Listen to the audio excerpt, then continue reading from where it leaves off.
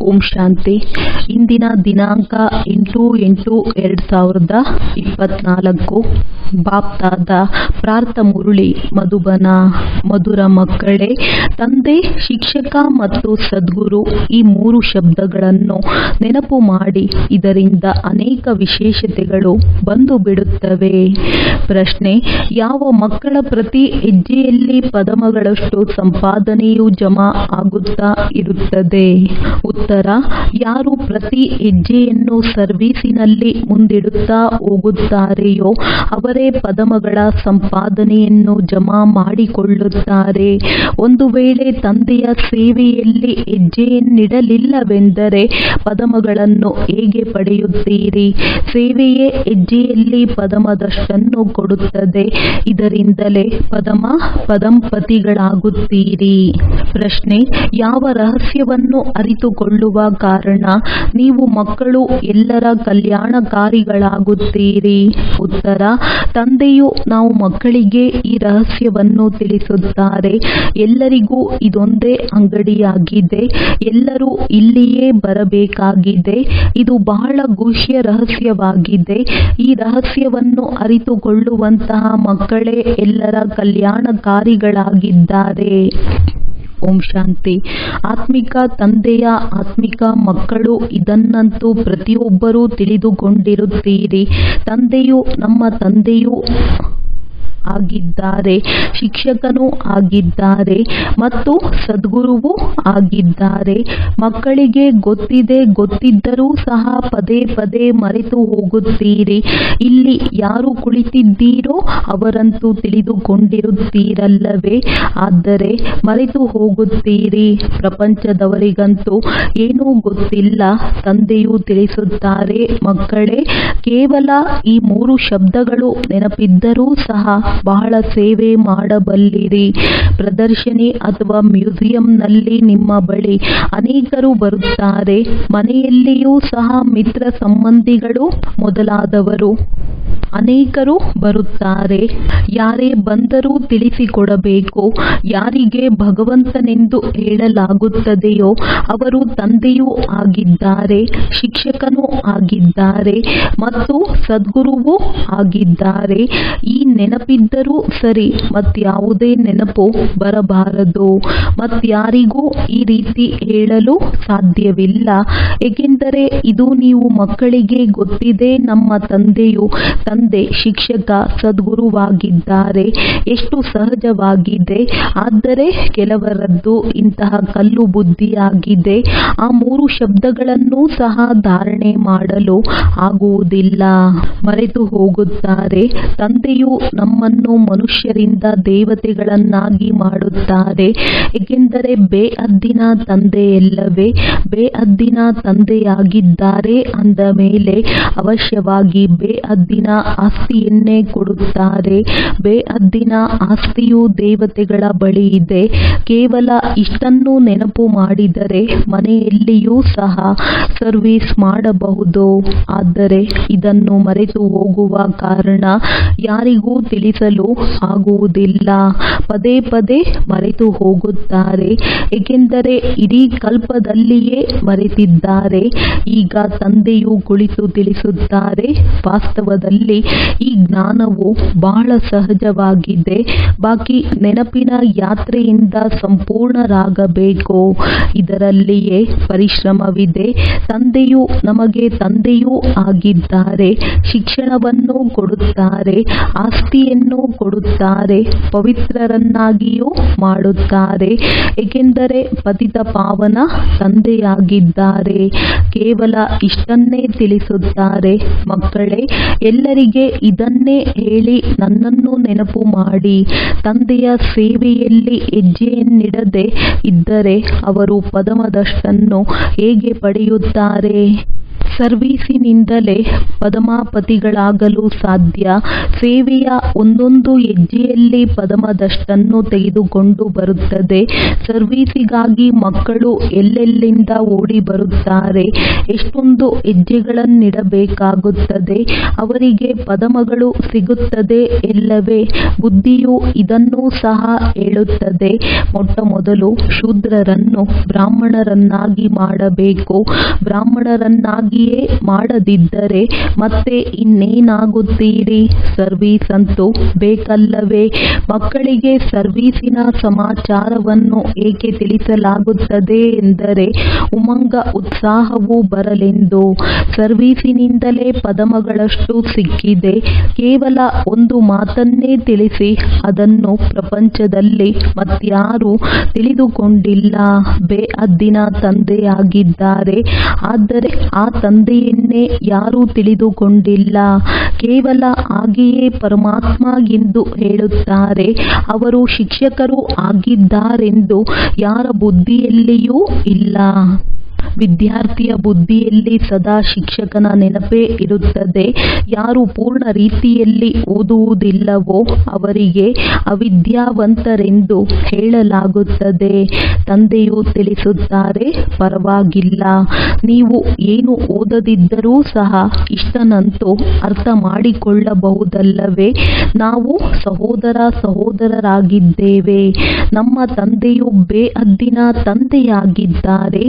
ಅವರು ಒಂದು ಧರ್ಮದ ಸ್ಥಾಪನೆ ಮಾಡುವುದಕ್ಕಾಗಿಯೇ ಬರುತ್ತಾರೆ. ಬ್ರಹ್ಮರವರ ಮೂಲಕ ಮಾಡುತ್ತಾರೆ. ಆದರೆ ಮನುಷ್ಯರು ಏನನ್ನೂ ತಿಳಿದುಕೊಂಡಿಲ್ಲ. ಒಂದು ವೇಳೆ ಈಶ್ವರನು ಎಂದೂ ಬಂದೇ ಇಲ್ಲವೆಂದರೆ ಅವರನ್ನು ಏ ಮುಕ್ತಿದಾತ ಬನ್ನಿ, ಏ ಪತಿತ ಪಾವನ ಬನ್ನಿ ಎಂದು ಕರೆಯುವುದಾದರೂ ಏಕೆ? ಯಾವಾಗ ಪತಿತ ಪಾವನನನ್ನು ನೆನಪು ಮಾಡುತ್ತಾರೆಂದ ಮೇಲೆ ಮತ್ತೆ ಶಾಸ್ತ್ರಗಳನ್ನೇಕೆ ಓದುತ್ತಾರೆ? ತೀರ್ಥ ಸ್ಥಾನಗಳಿಗೆ ಏಕೆ ಹೋಗುತ್ತಾರೆ? ಅಲ್ಲಿ ಕುಳಿತಿದ್ದಾರೇನೋ? ಯಾವಾಗ ಪತಿತ ಪಾವನ ಈಶ್ವರನಾಗಿದ್ದಾರೆ ಅಂದ ಮೇಲೆ ಗಂಗಾ ಸ್ನಾನ ಇತ್ಯಾದಿಗಳಿಂದ ಪಾವನರಾಗುವುದು ಹೇಗೆ ಸಾಧ್ಯವೆಂಬುದನ್ನು ಯಾರೂ ತಿಳಿದುಕೊಂಡಿಲ್ಲ. ಸ್ವರ್ಗದಲ್ಲಿ ಯಾರೂ ಹೋಗಲು ಸಾಧ್ಯವಿಲ್ಲ. ಜನ್ಮವಂತೂ ಇಲ್ಲಿಯೇ ತೆಗೆದುಕೊಳ್ಳಬೇಕಾಗಿದೆ. ಹೊಸ ಪ್ರಪಂಚ ಮತ್ತು ಹಳೆಯ ಪ್ರಪಂಚದಲ್ಲಿ ಅಂತರವಂತೂ ಇದೆಯಲ್ಲವೇ? ಇದಕ್ಕೆ ಸತ್ಯಯುಗವೆಂದು ಹೇಳುವುದಿಲ್ಲ. ಈಗಂತೂ ಕಲಿಯುಗವಾಗಿದೆಯಲ್ಲವೇ? ಮನುಷ್ಯರದ್ದು ಸಂಪೂರ್ಣ ಕಲ್ಲು ಬುದ್ಧಿಯಾಗಿದೆ. ಎಲ್ಲಿಯಾದರೂ ಸ್ವಲ್ಪ ಸುಖ ನೋಡಿದರೂ ಸಾಕು, ಅದನ್ನೇ ಸ್ವರ್ಗವೆಂದು ತಿಳಿಯುತ್ತಾರೆ. ಇದನ್ನು ತಂದೆಯೇ ತಿಳಿಸುತ್ತಾರೆ. ತಂದೆಯು ಯಾರ ನಿಂದನೆ ಮಾಡುತ್ತಿಲ್ಲ. ತಂದೆಯು ಶಿಕ್ಷಣವನ್ನು ಕೊಡುತ್ತಾರೆ. ಎಲ್ಲರಿಗೆ ಸದ್ಗತಿಯನ್ನು ಕೊಡುತ್ತಾರೆ. ಭಗವಂತನು ತಂದೆಯಾಗಿದ್ದಾರೆ ಅಂದ ಮೇಲೆ ತಂದೆಯಿಂದ ಅವಶ್ಯವಾಗಿ ಏನಾದರೂ ಸಿಗಬೇಕಲ್ಲವೇ? ತಂದೆಯ ಶಬ್ದವೂ ಸಹ ಈ ರೀತಿ ಇದೆ. ಅದರಿಂದ ಆಸ್ತಿಯ ಸುವಾಸನೆಯು ಅವಶ್ಯವಾಗಿ ಬರುತ್ತದೆ. ಬಲೆ ಚಿಕ್ಕಪ್ಪ, ದೊಡ್ಡಪ್ಪ, ಮಾವ ಮೊದಲಾದವರಿರಲಿ, ಅದರಿಂದ ಆಸ್ತಿಯ ಸುವಾಸನೆಯೂ ಬರುವುದಿಲ್ಲ. ತಂದೆಯು ಸರಿಯಾಗಿ ಹೇಳುತ್ತಾರೆಂಬುದನ್ನು ಅಂತರ್ಮುಖಿಯಾಗಿ ವಿಚಾರ ಮಾಡಬೇಕು. ಗುರುವಿನ ಬಳಿ ಯಾವುದೇ ಆಸ್ತಿ ಇರುವುದಿಲ್ಲ. ಅವರಂತೂ ತಾನೇ ಮನೆ ಮಠವನ್ನು ಬಿಡುತ್ತಾರೆ. ನೀವು ವಿಕಾರಗಳ ಸನ್ಯಾಸ ಮಾಡಿದ್ದೀರಿ, ನಾವು ಮನೆ ಮಠವನ್ನು ಬಿಟ್ಟಿದ್ದೇವೆಂದು ಅವರು ಹೇಳುತ್ತಾರೆ. ನಾವು ಇಡೀ ಪ್ರಪಂಚದ ವಿಕಾರಗಳ ಸನ್ಯಾಸವನ್ನೇ ಮಾಡುತ್ತೇವೆಂದು ಅವರಿಗೆ ಹೇಳುತ್ತೀರಿ. ಹೊಸ ಪ್ರಪಂಚದಲ್ಲಿ ಹೋಗುವುದು ಎಷ್ಟು ಸಹಜವಾಗಿದೆ. ನಾವು ಇಡೀ ಹಳೆಯ ಸೃಷ್ಟಿ ತಮೋ ಪ್ರಧಾನ ಪ್ರಪಂಚದ ಸನ್ಯಾಸ ಮಾಡುತ್ತೇವೆ. ಸತ್ಯಯುಗವು ಹೊಸ ಪ್ರಪಂಚವಾಗಿದೆ. ಇದು ಸಹ ನಿಮಗೆ ಗೊತ್ತಿದೆ. ಅವಶ್ಯವಾಗಿ ಹೊಸ ಪ್ರಪಂಚವಿತ್ತು. ಎಲ್ಲರೂ ಆಡುತ್ತಾರೆ. ಸ್ವರ್ಗವನ್ನು ಹೊಸ ಪ್ರಪಂಚಕ್ಕೆ ಹೇಳಲಾಗುತ್ತದೆ. ಆದರೆ ಅವರು ಹೇಳುವುದಕ್ಕಷ್ಟೇ ಹೇಳಿಬಿಡುತ್ತಾರೆ. ತಿಳುವಳಿಕೆ ಏನೂ ಇಲ್ಲ. ಆದ್ದರಿಂದ ತಂದೆಯು ಮಕ್ಕಳಿಗೆ ತಿಳಿಸುತ್ತಾರೆ, ಮಕ್ಕಳೇ, ಕೇವಲ ಈ ವಿಚಾರ ಮಾಡಿ, ತಂದೆಯು ನಮ್ಮ ತಂದೆಯೂ ಆಗಿದ್ದಾರೆ, ಶಿಕ್ಷಕ ಮತ್ತು ಸದ್ಗುರುವೂ ಆಗಿದ್ದಾರೆ, ಎಲ್ಲರನ್ನೂ ಕರೆದುಕೊಂಡು ಹೋಗುತ್ತಾರೆ. ಒಂದೇ ಅಕ್ಷರವಾಗಿದೆ ಮನ್ಮನಾಭವ. ಇದರಲ್ಲಿ ಎಲ್ಲವೂ ಬಂದು ಬಿಡುತ್ತದೆ. ಆದರೆ ಇದನ್ನು ಮರೆತು ಹೋಗುತ್ತಾರೆ. ಬುದ್ಧಿಯಲ್ಲಿ ಏನೇನು ನೆನಪಿರುತ್ತದೆಯೋ ಗೊತ್ತಿಲ್ಲ. ಇಲ್ಲವೆಂದರೆ ಪ್ರತಿನಿತ್ಯ ಬರೆದುಕೊಡಿ, ಇಷ್ಟು ಸಮಯ ನಾವು ಯಾವ ಸ್ಥಿತಿಯಲ್ಲಿ ಕುಳಿತಿದ್ದೆವು. ನೀವು ತಂದೆ, ಶಿಕ್ಷಕ, ಸದ್ಗುರುವಿನ ಸನ್ಮುಖದಲ್ಲಿ ಕುಳಿತಿದ್ದೀರೆಂದ ಮೇಲೆ ಅವರ ನೆನಪೇ ಇರಬೇಕಲ್ಲವೇ? ವಿದ್ಯಾರ್ಥಿಗಳಿಗೆ ಶಿಕ್ಷಕರೇ ನೆನಪಿಗೆ ಬರುತ್ತಾರಲ್ಲವೇ? ಆದರೆ ಇಲ್ಲಿ ಮಾಯೆ ಇದೆ. ಒಮ್ಮೆಲೆ ತಲೆಯನ್ನೇ ತಿರುಗಿಸಿ ಬಿಡುತ್ತದೆ. ಇಡೀ ರಾಜ್ಯ ಭಾಗ್ಯವನ್ನು ಕಸಿದುಕೊಂಡು ಬಿಡುತ್ತದೆ. ನಿಮಗೆ ಗೊತ್ತೇ ಆಗುವುದಿಲ್ಲ. ಬಂದಿರುವುದು ಆಸ್ತಿಯನ್ನು ಪಡೆಯಲು, ಆದರೆ ಸಿಗುವುದೇನೂ ಇಲ್ಲ. ಬಲೆ ಸ್ವರ್ಗದಲ್ಲಂತೂ ಹೋಗುತ್ತಾರೆ, ಆದರೆ ಅದೇನು ದೊಡ್ಡ ಮಾತಲ್ಲ. ಬಲೆ ಇಲ್ಲಿ ಬಂದಿರಿ, ಆದರೆ ಓದಲಿಲ್ಲ, ಮತ್ತೆ ಸ್ವರ್ಗದಲ್ಲಂತೂ ಬರುತ್ತೀರಿ, ಏಕೆಂದರೆ ಇಲ್ಲಿ ಕುಳಿತಿದ್ದೀರಲ್ಲವೇ? ಏನಾದರೂ ಪರವಾಗಿಲ್ಲ, ಸ್ವರ್ಗದಲ್ಲಂತೂ ಬರಬೇಕೆಂದು ಹೇಳುತ್ತಾರೆ. ಆದರೆ ಅದು ವಿದ್ಯೆಯಾಗಲಿಲ್ಲವಲ್ಲವೇ? ಸ್ವಲ್ಪ ಕೇಳಿದರೂ ಸಹ ಅದರ ಫಲವು ಸಿಗುತ್ತದೆ. ವಿದ್ಯೆಯಿಂದಂತೂ ಅತಿ ದೊಡ್ಡ ವಿದ್ಯಾರ್ಥಿ ವೇತನ ಸಿಗುತ್ತದೆ. ತಂದೆಯಿಂದ ಶ್ರೇಷ್ಠಾತಿ ಶ್ರೇಷ್ಠ ಪದವಿಯನ್ನು ಪಡೆಯಬೇಕೆಂದರೆ ಪುರುಷಾರ್ಥ ಮಾಡಬೇಕಾಗುತ್ತದೆ. ವಿದ್ಯೆಯು ನೆನಪಿದ್ದರೆ 84 ಜನ್ಮಗಳ ಚಕ್ರವೂ ಸಹ ನೆನಪಿಗೆ ಬಂದು ಬಿಡುತ್ತದೆ. ಇಲ್ಲಿ ಕುಳಿತುಕೊಂಡರೆ ಎಲ್ಲವೂ ನೆನಪಿಗೆ ಬರುವುದು, ಆದರೆ ಇದು ಸಹ ನೆನಪಿಗೆ ಬರುವುದಿಲ್ಲ. ಒಂದು ವೇಳೆ ನೆನಪಿಗೆ ಬಂದರೆ ಅನ್ಯರಿಗೂ ತಿಳಿಸುವರೂ ಸಹ. ಚಿತ್ರಗಳಂತೂ ಎಲ್ಲರ ಬಳಿಯೂ ಇದೆ. ಶಿವನ ಚಿತ್ರವನ್ನು ಕುರಿತು ನೀವು ಯಾರಿಗೆ ತಿಳಿಸುತ್ತೀರೆಂದರೆ ಎಂದಿಗೂ ಅವರು ಕ್ರೋಧ ಮಾಡುವುದಿಲ್ಲ. ಹೇಗೆ ತಾವು ಬಂದರೆ ನಾವು ನಿಮಗೆ ತಿಳಿಸುತ್ತೇವೆ. ಈ ಶಿವನು ಬೇಅದ್ದಿನ ತಂದೆಯಲ್ಲವೇ? ಇವರ ಜೊತೆ ತಮ್ಮ ಸಂಬಂಧವೇನು? ವ್ಯರ್ಥ ಚಿತ್ರಗಳಂತೂ ಇರುವುದಿಲ್ಲ. ಶಿವನಿಗಾಗಿ ಅವಶ್ಯವಾಗಿ ಹೇಳುತ್ತಾರೆ ಇವರು ಭಗವಂತನಾಗಿದ್ದಾರೆಂದು. ಭಗವಂತನಂತೂ ನಿರಾಕಾರನೇ ಆಗಿದ್ದಾರೆ. ಅವರಿಗೆ ತಂದೆ ಎಂದು ಹೇಳಲಾಗುತ್ತದೆ. ಅವರು ಶಿಕ್ಷಣವನ್ನು ಕೊಡುತ್ತಾರೆ. ನಿಮ್ಮ ಆತ್ಮವು ಶಿಕ್ಷಣವನ್ನು ತೆಗೆದುಕೊಳ್ಳುತ್ತದೆ. ಆತ್ಮವೇ ಎಲ್ಲವನ್ನೂ ಮಾಡುತ್ತದೆ. ಶಿಕ್ಷಕನೂ ಸಹ ಆತ್ಮವೇ ಆಗುತ್ತದೆ. ತಂದೆಯು ಈ ರಥದಲ್ಲಿ ಬಂದು ಓದಿಸುತ್ತಾರೆ. ಸತ್ಯಯುಗದ ಸ್ಥಾಪನೆ ಮಾಡುತ್ತಾರೆ. ಅಲ್ಲಿ ಕಲಿಯುಗದ ಹೆಸರು ಗುರುತೇ ಇರುವುದಿಲ್ಲ. ಮನುಷ್ಯರೆಲ್ಲಿಂದ ಬರುತ್ತಾರೆ? ಸೇವಾದಾರಿ ಮಕ್ಕಳಿಗೆ ಇಡೀ ದಿನ ಈ ವಿಚಾರಗಳು ನಡೆಯುತ್ತಿರುತ್ತವೆ. ಸೇವೆ ಮಾಡದಿದ್ದರೆ ಅವರ ಬುದ್ಧಿಯೇ ಕೆಲಸ ಮಾಡುವುದಿಲ್ಲ. ಹೇಗೆ ಮಂದ ಬುದ್ಧಿಯವರಾಗಿ ಕುಳಿತಿದ್ದಾರೆಂದು ತಿಳಿಯಲಾಗುತ್ತದೆ. ತಂದೆಯನ್ನು ಅರ್ಥ ಮಾಡಿಕೊಳ್ಳುವುದೇ ಇಲ್ಲ. ಪತಿತ ಪಾವನ ತಂದೆಯನ್ನು ನೆನಪು ಮಾಡುವುದರಿಂದಲೇ ಆಸ್ತಿಯು ಸಿಗುತ್ತದೆ. ನೆನಪು ಮಾಡುತ್ತಾ ಮಾಡುತ್ತಾ ಶರೀರ ಬಿಡುತ್ತಾರೆಂದರೆ ತಂದೆಯ ಪೂರ್ಣ ಆಸ್ತಿಯೂ ಸಿಗುತ್ತದೆ. ಬೇಅದ್ದಿನ ತಂದೆಯ ಆಸ್ತಿಯು ಸ್ವರ್ಗವಾಗಿದೆ.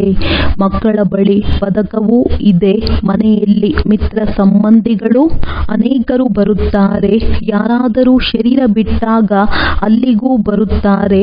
ಆಗ ನೀವು ಅವರಿಗೆ ತಿಳಿಸಿ ಬಹಳಷ್ಟು ಸರ್ವಿಸ್ ಮಾಡಬಹುದು. ಶಿವ ತಂದೆಯ ಚಿತ್ರವಂತೂ ಬಹಳ ಚೆನ್ನಾಗಿದೆ.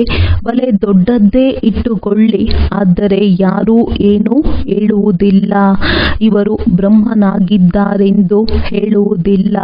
ಇವರು ಗುಪ್ತವಾಗಿದ್ದಾರೆ. ನೀವು ಗುಪ್ತವಾಗಿಯೂ ಸಹ ತಿಳಿಸಿಕೊಡಬಹುದು. ಎಲ್ಲ ಚಿತ್ರಗಳನ್ನು ತೆಗೆದು ಕೇವಲ ಶಿವನ ಚಿತ್ರಗಳನ್ನು ಇಟ್ಟುಕೊಳ್ಳಿ. ಈ ಶಿವ ತಂದೆಯೂ ಆಗಿದ್ದಾರೆ. ಶಿಕ್ಷಕ ಸದ್ಗುರುವೂ ಆಗಿದ್ದಾರೆ. ಇವರು ಹೊಸ ಪ್ರಪಂಚ ಸ್ಥಾಪನೆ ಮಾಡಲು ಬರುತ್ತಾರೆ ಮತ್ತು ಸಂಗಮ ಯುಗದಲ್ಲಿಯೇ ಬರುತ್ತಾರೆ. ಈ ಜ್ಞಾನವಂತೂ ಬುದ್ಧಿಯಲ್ಲಿದೆಯಲ್ಲವೇ?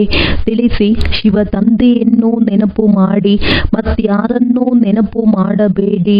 ಶಿವ ತಂದೆಯು ಪತಿತ ಪಾವನನಾಗಿದ್ದಾರೆ. ಅವರೇ ತಿಳಿಸುತ್ತಾರೆ, ನನ್ನನ್ನು ನೆನಪು ಮಾಡಿದರೆ ಬಂದು ನನ್ನ ಜೊತೆ ಮಿಲನ ಮಾಡುತ್ತೀರಿ. ನೀವು ಗುಪ್ತ ಸೇವೆಯನ್ನು ಮಾಡಬಹುದು. ಈ ಲಕ್ಷ್ಮೀ ನಾರಾಯಣರು ಜ್ಞಾನದಿಂದಲೇ ಆಗಿದ್ದಾರೆ. ಶಿವ ತಂದೆಯು ನಿರಾಕಾರನಾಗಿದ್ದಾರೆ. ಅವರು ಹೇಗೆ ಬರುತ್ತಾರೆಂದು ಕೇಳುತ್ತಾರೆ. ಅರೆ, ನಿಮ್ಮ ಆತ್ಮವು ನಿರಾಕಾರಿಯಾಗಿದೆ ಅಂದ ಮೇಲೆ ಹೇಗೆ ಬರುತ್ತದೆ?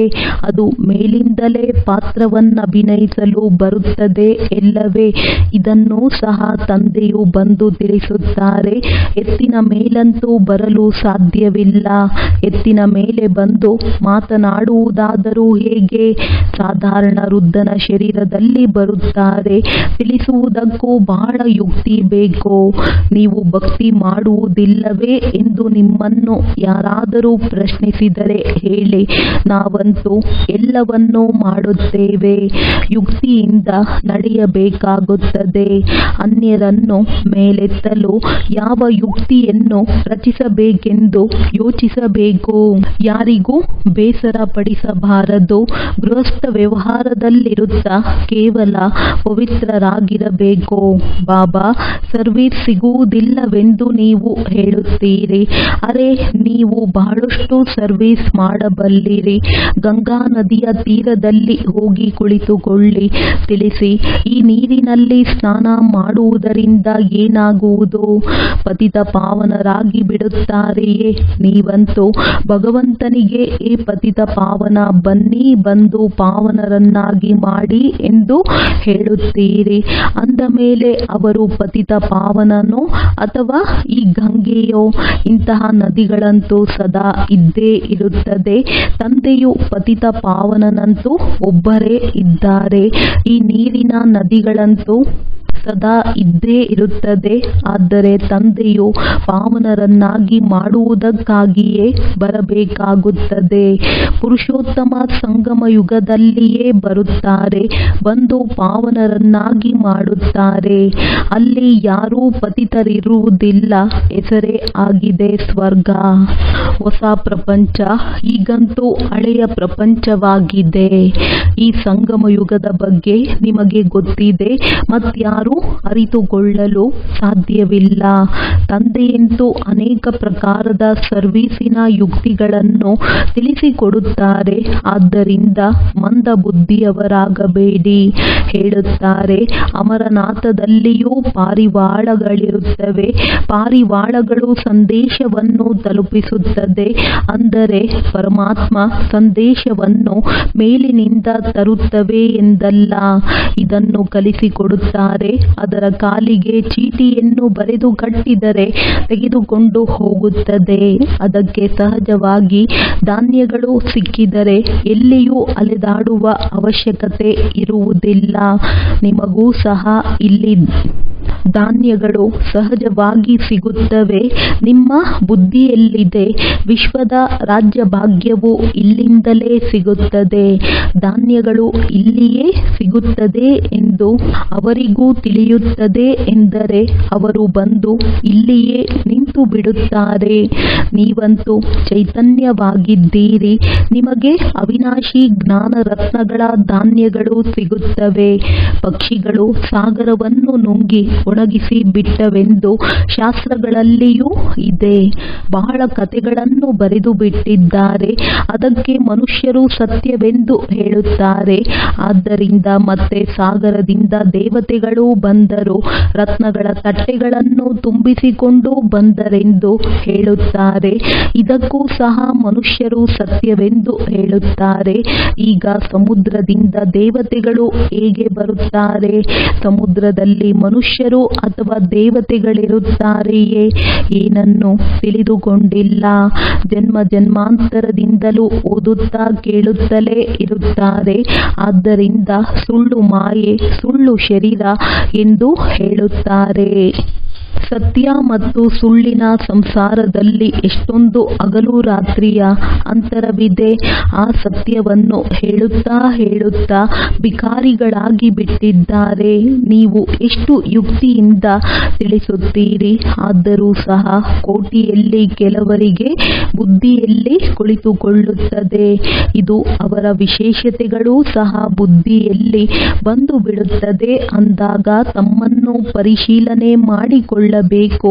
ನಾವೆಲ್ಲರೂ ತಂದೆಯನ್ನು ನೆನಪು ಮಾಡುತ್ತೇವೆಯೇ ಅಥವಾ ಮತ್ಯಾವ ಕಡೆಯಾದರೂ ಬುದ್ಧಿಯು ಹೋಗುತ್ತದೆಯೇ? ನಿಮ್ಮ ಬುದ್ಧಿಗೆ ಈಗ ತಿಳುವಳಿಕೆ ಸಿಗುತ್ತದೆ. ಎಷ್ಟು ಮಧುರಾತಿ ಮಧುರ ಮಾತುಗಳನ್ನು ತಿಳಿಸುತ್ತಾರೆ. ಯುಕ್ತಿಗಳನ್ನು ತಿಳಿಸುತ್ತಾರೆ. ನೀವು ಯಾರಿಗೆ ತಿಳಿಸಿದರೂ ಮತ್ತೆ ಅವರು ನಿಮ್ಮ ಶತ್ರುಗಳು ಆಗುವುದಿಲ್ಲ. ಶಿವ ತಂದೆಯೇ ನಿಮ್ಮ ತಂದೆ, ಶಿಕ್ಷಕ, ಸದ್ಗುರುವಾಗಿದ್ದಾರೆ. ಅವರನ್ನು ನೆನಪು ಮಾಡಿ ತಿಳಿಸುವುದಕ್ಕೆ ಯುಕ್ತಿ ರಚಿಸಬೇಕು. ಬ್ರಹ್ಮನ ಚಿತ್ರದ ಬಗ್ಗೆ ಬಹಳ ಹಿಂದೆ ಬೀಳುತ್ತಾರೆ. ಶಿವನ ಚಿತ್ರವನ್ನು ನೋಡಿ ಎಂದು ಮಾತನಾಡುವುದಿಲ್ಲ. ಇವರಂತೂ ಆತ್ಮಗಳ ತಂದೆಯಲ್ಲವೇ? ಆದ್ದರಿಂದ ತಂದೆಯನ್ನು ನೆನಪು ಮಾಡಿ. ಇದರಿಂದ ಅನೇಕರಿಗೆ ಲಾಭವಾಗುತ್ತದೆ. ಇವರನ್ನು ನೆನಪು ಮಾಡುವುದರಿಂದ ನೀವು ಪತಿತರಿಂದ ಪಾವನರಾಗಿ ಬಿಡುತ್ತೀರಿ. ಅವರು ಎಲ್ಲರ ತಂದೆಯಾಗಿದ್ದಾರೆ. ಒಬ್ಬ ತಂದೆಯ ವಿನಃ ಯಾರ ನೆನಪೂ ಬರಬಾರದು. ಮತ್ತೆಲ್ಲ ಸಂಘಗಳನ್ನು ಬಿಟ್ಟು ಒಬ್ಬರ ಸಂಘವನ್ನು ಸೇರಬೇಕಾಗಿದೆ. ಇವು ಅನ್ಯರ ಕಲ್ಯಾಣ ಮಾಡುವ ಯುಕ್ತಿಗಳಾಗಿವೆ. ತಂದೆಯನ್ನು ನೆನಪೇ ಮಾಡದಿದ್ದರೆ ಹೇಗೆ ಪಾವನರಾಗಿ ಬಿಡುತ್ತೀರಿ? ಮನೆಯಲ್ಲಿಯೂ ನೀವು ಬಹಳಷ್ಟು ಸರ್ವಿಸ್ ಮಾಡಬಹುದು. ಅನೇಕರು ಮಿತ್ರ ಸಂಬಂಧಿ ಮೊದಲಾದವರು ನಿಮಗೆ ಸಿಗುತ್ತಾರೆ. ಆದ್ದರಿಂದ ಭಿನ್ನ ಭಿನ್ನ ಯುಕ್ತಿಗಳಿಂದ ಅವರ ಕಲ್ಯಾಣ ಮಾಡಬಲ್ಲಿರಿ. ಅಂಗಡಿಯಂತೂ ಇದೊಂದೇ ಆಗಿದೆ, ಮತ್ಯಾವುದೇ ಅಂಗಡಿ ಇಲ್ಲ ಅಂದಾಗ ಮತ್ತೆಲ್ಲಿಗೆ ಹೋಗುತ್ತಾರೆ? ಒಳ್ಳೆಯದು. ಮಧುರಾತಿ ಮಧುರ ಅಗಲಿ ಮರಳಿ ಸಿಕ್ಕಿರುವಂತಹ ಮಕ್ಕಳಿಗೆ ಪ್ರೀತಿಯ ಮಾತ್ಪಿತಾ ಬಾಪ್ ದಾದಾರವರ ನೆನಪು, ಪ್ರೀತಿ ಹಾಗೂ ಸುಪ್ರಭಾತ. ಆತ್ಮೀಯ ಮಕ್ಕಳಿಗೆ ಆತ್ಮೀಯ ತಂದೆಯ ನಮಸ್ತೆ. ಧಾರಣೆಗಾಗಿ ಮುಖ್ಯ ಸಾರ.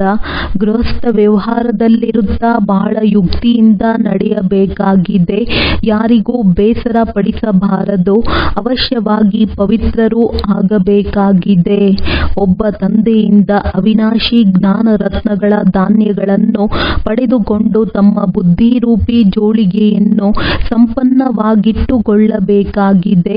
ಬುದ್ಧಿಯನ್ನು ಅಲೆದಾಡಿಸಬಾರದು. ಸಂದೇಶವಾಹಕರಾಗಿ ಎಲ್ಲರಿಗೆ ಸಂದೇಶವನ್ನು ಕೊಡಬೇಕಾಗಿದೆ. ವರದಾನ: ಬೇಅದ್ದಿನ ವೈರಾಗ್ಯ ವೃತ್ತಿಯ ಮುಖಾಂತರ ಸರ್ವ ಆಕರ್ಷಣೆಗಳಿಂದ ಮುಕ್ತರಾಗಿರುವಂತಹ ಸತ್ಯ ರಾಜಋಷಿ ಭವ. ರಾಜಋಷಿ ಅರ್ಥಾತ್ ಒಂದು ಕಡೆ ರಾಜ್ಯ, ಇನ್ನೊಂದು ಕಡೆ ಋಷಿ ಅರ್ಥಾತ್ ಬೇಅದ್ದಿನ ವೈರಾಗಿ. ಒಂದು ವೇಳೆ ನಿಮಗೆ ನಿಮ್ಮಲ್ಲಿ ಅಥವಾ ವ್ಯಕ್ತಿಯಲ್ಲಿ ಅಥವಾ ವಸ್ತುವಿನಲ್ಲಿ ಏನಾದರೂ ಸೆಳೆತವಿದ್ದರೆ ರಾಜಋಷಿ ಎನಿಸುವುದಿಲ್ಲ. ಯಾರ ಸಂಕಲ್ಪ ಮಾತ್ರದಲ್ಲೂ ಸ್ವಲ್ಪ ಸೆಳೆತ ಇದ್ದಿದ್ದೇ ಆದರೆ ಅವರ ಕಾಲು ಎರಡು ನೌಕೆಯಲ್ಲಿಟ್ಟ ಹಾಗೆ. ನಂತರ ಇಲ್ಲಿನವರೂ ಇಲ್ಲ, ಅಲ್ಲಿನವರೂ ಇಲ್ಲ. ಆದ್ದರಿಂದ ರಾಜಋಷಿಗಳಾಗಿ, ಬೇಅದ್ದಿನ ವೈರಾಗಿಗಳಾಗಿ ಅರ್ಥಾತ್ ಒಬ್ಬ ತಂದೆಯ ವಿನಃ ಬೇರೊಬ್ಬರಿಲ್ಲ. ಈ ಪಾಠವನ್ನು ಪಕ್ಕಾ ಮಾಡಿಕೊಳ್ಳಿ. ಸ್ಲೋಗನ್: ಕ್ರೋಧ ಅಗ್ನಿ ರೂಪವಾಗಿದೆ. ಯಾವುದು ತನ್ನನ್ನು ಸುಟ್ಟು ಹಾಕುತ್ತದೆ ಮತ್ತು ಅನ್ಯರನ್ನು ಸುಟ್ಟು ಹಾಕಿಬಿಡುತ್ತದೆ. ಆದ್ದರಿಂದ ಕ್ರೋಧ ಮುಕ್ತರಾಗಿ. ಒಳ್ಳೆಯದು. ಓಂ ಶಾಂತಿ.